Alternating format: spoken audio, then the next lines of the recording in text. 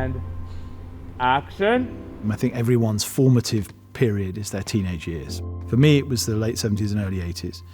The music of that period, the movies of that period. I've always looked for a way to try to address that time. That was my time.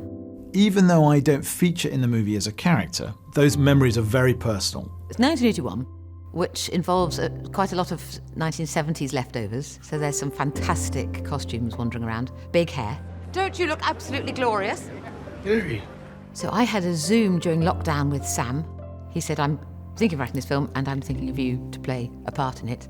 And I said, yes, please. And turns out the script was really good. I thought it had real life to it. It felt truthful. And the writing really transports you into the era of the piece. Wow, what a place. It really was beautiful.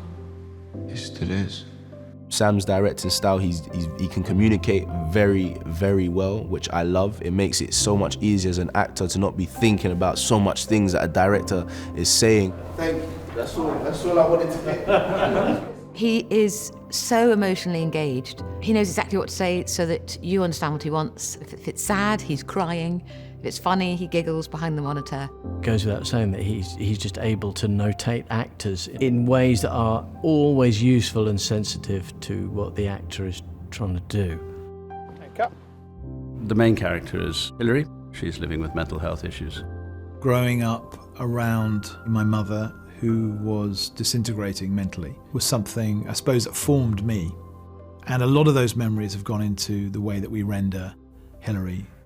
It's a very warm portrait of a woman, you know, who is really a lost soul, but finds a strange family within the cinema.